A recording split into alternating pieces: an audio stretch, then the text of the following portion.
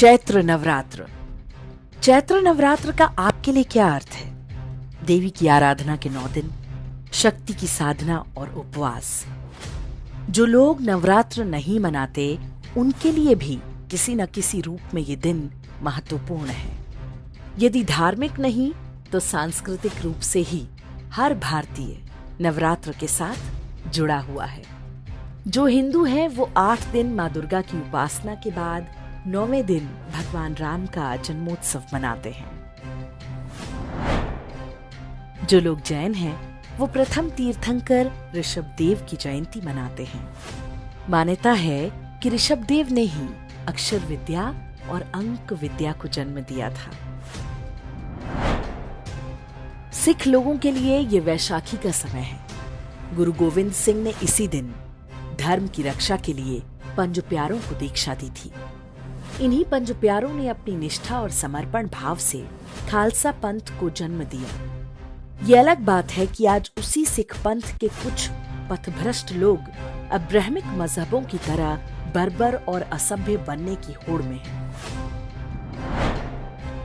ये तो थी सनातन धर्म और उसकी शाखाओं की बात। भारत में क्षेत्रीय आधार पर भी अलग अलग संस्कृतियों में चैत्र नवरात्र मनाया जाता है। चैत्र नवरात्र का प्रथम दिन सिंध में उनका सबसे पवित्र त्योहार चेटीचंड है। सिंधी हिंदू इस दिन को भगवान झूलेलाल की जयंती के रूप में मनाते हैं। कश्मीर में नवरात्र के पहले दिन को नवरेह कहते हैं।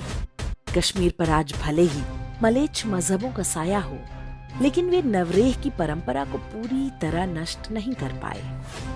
पूरे उत्तर भारत के लिए ये वर्ष प्रतिपदा है। महाराष्ट्र में ये गुड़ी पड़वा है। असम में ये रोंगाली बिहू है। बंगाल में प्रथम बैशाख है। तेलुगु और कन्नड़ लोगों के लिए उगादी है। मलयालम लोगों के लिए विशु है और तमिल लोगों के लिए पुथांडु है। सनातन धर्म के सभी संप्रदायों और संस्कृतियों के लिए चैत्र नवरात्रि से लेकर राम नवमी तक का समय किसी न किसी रूप में शुभ है। पूरे भारत के लोग किसी न किसी रूप में कोई न कोई उत्सव मना रहे होते हैं। वास्तव में यही वो विविधता में एकता है जिसकी बात कही जाती है। क्षेत्रीय पहचान, भाषाएं और रूप रंग भले ही अलग हों, लेकिन हर भारतवासी एकता के एक सूत्र में बंधा हुआ है।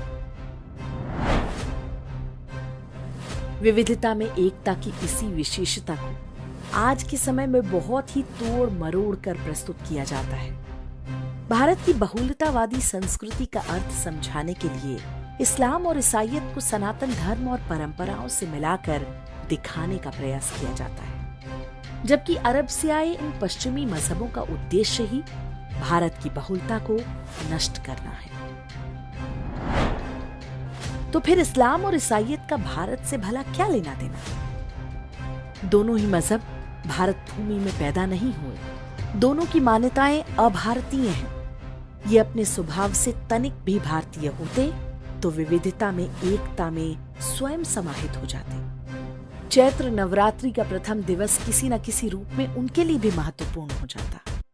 वो अलग होकर भी एक होते, लेकिन उनका मूल भारत से बाहर है।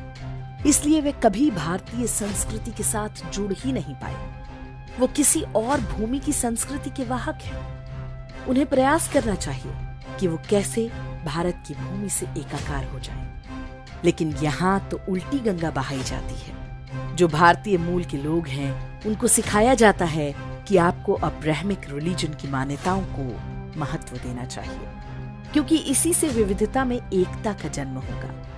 ये बिल्कुल गलत और सिद्धांतहीन बात है। मुख्य धारा में अन्य धाराओं के मिलने से मिश्रित सभ्यताएं फलती फूलती हैं। मुख्य धारा को नष्ट करके संसार में भला कौन सी सभ्यता है जो जीवित रह पाई है? एक भारतीय के रूप में हमारा उत्तरदायित्व है कि पूरब से पश्चिम और उत्तर से दक्षिण तक हम अपनी सांस्कृतिक एकता को पहचानें। विधर्मी आसुरी शक्तियों की घुसपैठ को पहचानें। उनके द्वारा थोपी जा रही विकृतियों से दूर रहें। तभी हम अपने धर्म, संस्कृति और राष्ट्र को बचा पाएंगे।